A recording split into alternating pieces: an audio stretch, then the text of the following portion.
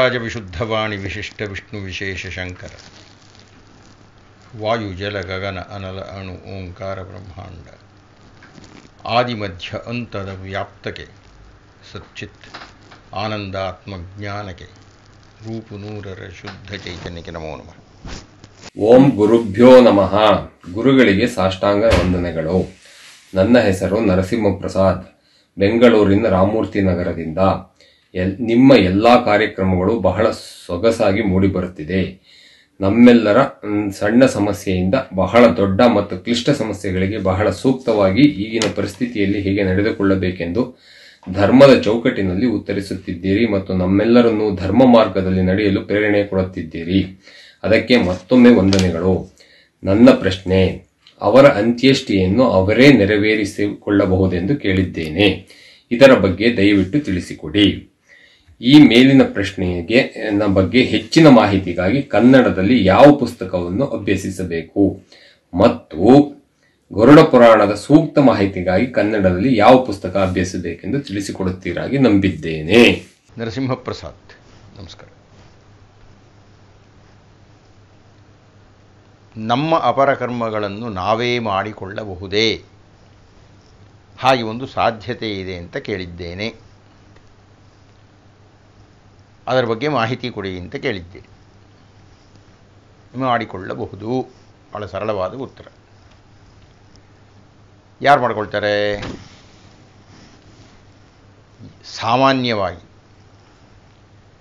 ಯಾರಿಗೆ ಜೀವನದಲ್ಲಿ ವಿರಕ್ತಿ ಉಂಟಾಗಿರುತ್ತದೆ, ಯಾರು ಸನ್ಯಾಸಾಶ್ರಮವನ್ನು ತೆಗೆದುಕೊಳ್ಳಬೇಕು ಅಂತ ನಿಶ್ಚಯಿಸಿರುತ್ತಾರೆ, ಯಾರಿಗೆ ಸನ್ಯಾಸ ದೀಕ್ಷೆಯನ್ನು ಕೊಡಲಿಕ್ಕೆ ಗುರುಗಳು ಸಿದ್ಧವಿರುತ್ತಾರೆ, ಅಂದರೆ ಮತ್ತೊಬ್ಬ ಸನ್ಯಾಸಿ ಸಿದ್ಧ ಇರ್ತಾರೆ, ಅಂತಹ ಸಂದರ್ಭದಲ್ಲಿ ನಿಮ್ಮ ಅಂತ್ಯೇಷ್ಟಿಯನ್ನು ನೀವೇ ಮಾಡಿಕೊಳ್ಳಬೇಕು. ಅದಕ್ಕೊಂದು ಕ್ರಮ ಇದೆ. ಅಷ್ಟಕ ಶ್ರಾದ್ದ ಅಂತ ಇದೆ, ವಿರ್ಯಾಹೋಮ ಅಂತ ಇದೆ, ಪರ್ಯಂಕಶಯ್ಯೆ ಅಂತ ಇದೆ, ಹೀಗೇನೇನೋ ಕ್ರಮಗಳಿದೆ. ಅದೆಲ್ಲ ನಿಮಗೆ ಆಸಕ್ತಿ ಇದ್ದರೆ ಯಾರಾದರೂ ಅಪರಕರ್ಮಗಳನ್ನು ಎಲ್ರಿಗೂ ಗೊತ್ತಾಗಲ್ಲ. ಅದು ಅಪರಕರ್ಮಗಳನ್ನು ಸಾಧಾರಣವಾಗಿ ಮಾಡಿಸೋದು ಬೇರೆ, ಆದರೆ ಈ ರೀತಿಯ ಅಂತ್ಯೇಷ್ಟಿಯನ್ನು ಸ್ವ ಅಂತ್ಯೇಷ್ಟಿ, ಘಟಶ್ರಾದ್ದ ಅಂತಲೂ ಕರೀತಾರೆ, ಅದನ್ನು ಮಾಡಿಸ್ತಕ್ಕಂಥದ್ದು ಗೊತ್ತಿರತಕ್ಕವರು ಬೇರೆ. ಹೀಗಾಗಿ ನೀವು ಅದರ ವಿವರಣೆಗೆ ನೀವು ಅಂಥವರ ಜೊತೆಗೆ ಮಾತಾಡಬೇಕು, ಕ್ರಮಗಳ ಬಗ್ಗೆ ಮಾತಾಡಬೇಕು. ಅಂತೂ ಒಟ್ಟಿನಲ್ಲಿ ಅರ್ಥ ಏನು? ಜೀವನದಲ್ಲಿ ವಿರಕ್ತಿಯನ್ನು ಹೊಂದಿ ಸನ್ಯಾಸಾಶ್ರಮವನ್ನು ತೆಗೆದುಕೊಳ್ಳೋ ಸಂದರ್ಭದಲ್ಲಿ ಈ ರೀತಿಯ ಶ್ರಾದ್ದವನ್ನು ಮಾಡಿಕೊಳ್ಳಬಹುದು. ಹಾಗೆ ಸನ್ಯಾಸಿ ಅಲ್ಲದೆ ಇರೋರು ಮಾಡಿಕೊಳ್ಳೇಬಾರ್ದು? ಒಂದು ಸಾಧ್ಯತೆ ಇದೆ.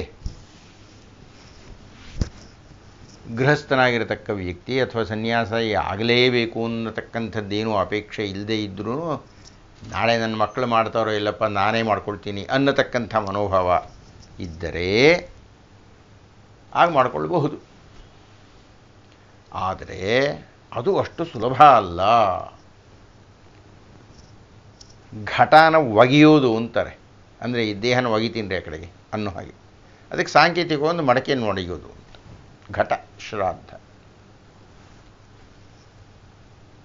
ಯಾಕೆ ಸುಲಭ ಅಲ್ಲ ಅಂದರೆ, ನೀವು ನಿಮ್ಮ ಶ್ರಾದ್ದವನ್ನು ಮಾಡಿಕೊಳ್ಳುವುದರ ಮೂಲಕ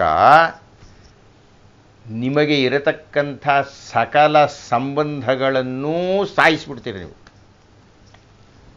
ನಿಮ್ಮ ಹೆಂಡತಿ ಮಕ್ಕಳಿದ್ದಾರಾ, ಬಂಧುಗಳಿದ್ದಾರಾ, ಅವರು ಯಾರ ಸಂಪರ್ಕವೂ ನನಗೆ ಇಲ್ಲ ಅಂತ ಹೇಳಿಯೇ ಘಟಶ್ರಾದ್ದ ಮಾಡ್ಕೊಳ್ತಕ್ಕಂಥದ್ದು. ಯಾವಾಗ ನಿಮ್ಮನ್ನು ನೀವು ಸಾಯಿಸಿಕೊಳ್ಳುತ್ತೀರೋ, ನಿಮಗಾಗಿ ನೀವು ಪಾಕವನ್ನು ಮಾಡಿಕೊಳ್ಳುವಂತಿಲ್ಲ. ನೀವು ಘಟಶ್ರಾದ್ದ ನಾನು ಮಾಡಿಸ್ಕೊಂಡ್ಬಿಡ್ತೀನಿ, ನನ್ನ ಶ್ರಾದ್ದ ನಾನು ಮಾಡ್ಕೊಂಡು ನನ್ನ ಮನೆಯಲ್ಲಿ ನಾನು ಇರ್ತೀನಿ ಅಂತ ಹೇಳೋ ಹಾಗಿಲ್ಲ. ನಿಮ್ಮ ಮನೆಯಲ್ಲಿರುವಂತಿಲ್ಲ. ನಿಮ್ಮ ಹೆಂಡತಿ ಬದುಕಿದ್ರೆ, ನಿಮ್ಮ ಮಕ್ಕಳಿದ್ರೆ ಅವ್ರ ಜೊತೆಗಿರುವಂತಿಲ್ಲ. ನೀವು ಪ್ರತ್ಯೇಕವಾಗಿ ಯಾವುದೋ ಒಂದು ಗುಡಿನಲ್ಲೋ, ಒಂದು ಗುಡಿಸಲಿನಲ್ಲೋ, ಗುಹೆನಲ್ಲೋ ಹಾಗೇನಾದರೂ ಪ್ರತ್ಯೇಕವಾಗಿ ಇರಬಹುದು. ಇದ್ದು ಭಿಕ್ಷಾಟನೆಯನ್ನು ಮಾಡಬೇಕಾಗುತ್ತದೆ. ಅದಕ್ಕೆ ಕೆಲವು ನಿಯಮಗಳಿದೆ ಸ್ವಾಮಿ.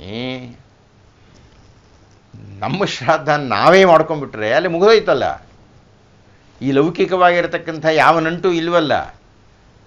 ಅದಕ್ಕೆ ಸಂಬಂಧಪಟ್ಟಿರತಕ್ಕಂಥ ಬಾಂಧವ್ಯವಾಗಲಿ ಊರಾಗಲಿ ಇಲ್ವಲ್ಲ ಯಾವುದೂ.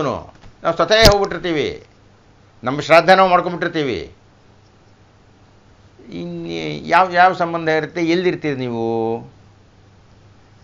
ಆದ್ದರಿಂದ ಇಲ್ಲ ಸನ್ಯಾಸಿ ಆಗಬೇಕು ನೀವು, ಇಲ್ಲ ನೀವು ನಿಮ್ಮ ಶ್ರಾದ್ದವನ್ನು ಮಾಡಿಕೊಂಡ ಮೇಲೂ ಬದುಕಿರ್ತೀವಿ ಅಂತ ಹೇಳಿದರೆ ಪ್ರತ್ಯೇಕವಾಗಿ ಭಿಕ್ಷಾಟನೆಯನ್ನು ಮಾಡಿಕೊಂಡು ನೀವು ಬದುಕಿರಬಹುದು. ಇದೆಲ್ಲ ಮಾಡಲಿಕ್ಕೆ ಸಾಧ್ಯ ಇದೆ ಅಂತನಿಸಿದರೆ ಯೋಚನೆ ಮಾಡಬಹುದು. ಇನ್ನು ಇದಕ್ಕೆ ಸಂಬಂಧಪಟ್ಟಿರತಕ್ಕಂಥ ವಿವರಣೆ ಇರತಕ್ಕಂಥ ಕನ್ನಡ ಪುಸ್ತಕಗಳು ಯಾವುದಾದ್ರು ಇದೆಯೋ ಅಂತ ಕೇಳಿದ್ದೀರಿ. ಇದಕ್ಕಾಗಿಯೇ ಒಂದು ಪುಸ್ತಕವನ್ನು ನಾನು ನೋಡಿಲ್ಲ. ಧರ್ಮಶಾಸ್ತ್ರದಲ್ಲಿ ನೀವು ಹುಡುಕಬೇಕು.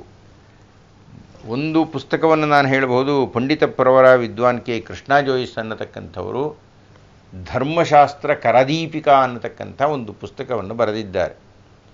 ಇದರೊಳಗೆ ಎಲ್ಲೋ ಒಂದು ಕಡೆಗೆ ಈ ಸನ್ಯಾಸ ಪ್ರಕರಣದಲ್ಲಿ ಒಂದೊಂದೂವರೆ ಪುಟಗಳು ಅವರು ಅದರ ಬಗ್ಗೆ ಬರೆದಿದ್ದಾರೆ.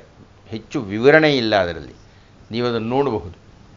ಅಥವಾ ಯಾವುದಾದ್ರೂ ಧರ್ಮಶಾಸ್ತ್ರಕ್ಕೆ ಸಂಬಂಧಪಟ್ಟಿರತಕ್ಕಂತಹ ಪುಸ್ತಕಗಳಲ್ಲಿ ಏನಾದರೂ ವಿವರಣೆ ಕೊಟ್ಟಿದ್ದಾರೆಯೋ ಅನ್ನುವುದನ್ನು ಹುಡುಕಬೇಕು. ಮನುಧರ್ಮಶಾಸ್ತ್ರದಲ್ಲಾಗಲಿ ಯಾಜ್ಞವಲ್ಕ್ಯ ಸ್ಮೃತಿಯಲ್ಲಾಗಲಿ ಇದರ ಬಗ್ಗೆ ವಿವರಣೆ ಕೊಟ್ಟಿಲ್ಲ. ಸಾಮಾನ್ಯವಾಗಿ ನಾನು ಅದನ್ನು ಪರಾಮರ್ಶನೆ ಮಾಡ್ತೀನಿ, ಅವುಗಳಲ್ಲಿ ಅದರ ವಿವರಣೆ ಇಲ್ಲ. ಆದ್ದರಿಂದ ದಯವಿಟ್ಟು ಹುಡುಕಿ. ಇನ್ನು ಗರುಡ ಪುರಾಣದ ಬಗ್ಗೆ ಕೇಳಿದ್ದೀರಿ, ಕನ್ನಡದಲ್ಲಿ ಯಾವ ಪುಸ್ತಕಗಳಿದೆ ಅಂತ. ಇವೆ ಒಂದು 3-4 ಪುಸ್ತಕಗಳು ಇವೆ ಅದಕ್ಕೆ ಸಂಬಂಧಪಟ್ಟ ಹಾಗೆ. ಆದರೆ ಹೆಚ್ಚು ನಿರ್ದಿಷ್ಟವಾಗಿ ಖಚಿತವಾಗಿ ಸವಿವರವಾಗಿ ಇರತಕ್ಕಂಥದ್ದು ಸಾಯಿಬೋಧಾಮೃತ ಸಾಗರ ಅನ್ನತಕ್ಕಂಥ ಒಂದು ಗರುಡ ಪುರಾಣದ ಪುಸ್ತಕ. ಇದನ್ನು ತಲಕಾಡಿನ ಶಾರದಮ್ಮ ಧಾರ್ಮಿಕ ಪ್ರಕಾಶನದವರು ಪ್ರಕಾಶಿಸಿದ್ದಾರೆ. ಅದಕ್ಕೆ ಸಂಬಂಧಪಟ್ಟಿರತಕ್ಕಂಥ ಒಂದಷ್ಟು ವಿವರಣೆ ಅಲ್ಲಿದೆ. ಹೀಗಾಗಿ ಇಂತಹ ಒಂದು ಇಲ್ಲಿಲ್ವೋ ಇದರ ಮುಂದಿನ ಪುಟದಲ್ಲಿ ಹಾಂ, ಇದನ್ನು ನೀವು ಗಮನಿಸಬಹುದು. ಇದರಲ್ಲಿ ಮೂಲ ಶ್ಲೋಕಗಳಿದೆ, ವಿವರಣೆ ಇದೆ. ಸತ್ಯ ಸಾಯಿಬಾಬಾರವರು ಕೊಟ್ಟಿರತಕ್ಕಂಥ ವ್ಯಾಖ್ಯಾನಗಳು ಇದೆ ಈ ಪುಸ್ತಕದಲ್ಲಿ. ಇದು ಗರುಡ ಪುರಾಣ ಸಾಯಿಬೋಧಾಮೃತ ಅನ್ನತಕ್ಕಂಥದ್ದು. ಇನ್ನೊಂದು ಪುಸ್ತಕ ಇದೆ, ಗರುಡ ಪುರಾಣ ಸಾರೋದ್ಧಾರ ಅಂತ. 198 ಭಾಗ ಗದ್ಯದಲ್ಲಿ ವಿವರಣೆಯನ್ನು ಕೊಟ್ಟಿರತಕ್ಕಂಥ ಗರುಡ ಪುರಾಣ. ಇದನ್ನು ನೀವು ಅಧ್ಯಯನ ಮಾಡಬಹುದು ಅಲ್ವಾ? ನಮಸ್ಕಾರ. ನಮಸ್ಕಾರ ಗುರುಗಳೇ, ನಾನು ರಂಗನಾಥ್ ಅಂತ ಮೈಸೂರಿಂದ ಮಾತಾಡ್ತಿದ್ದೀನಿ. ಶ್ರಾದ್ದ ಮಾಡುವ ದಿನ ಸಂಧ್ಯಾವನ್ನೇ ಮಾಧ್ಯಾಹ್ನಿಕಗಳು ಮಾಡಬಹುದಾ ಅಂತ ಒಂದು ಸ್ಪಷ್ಟನೆ ಬೇಕು.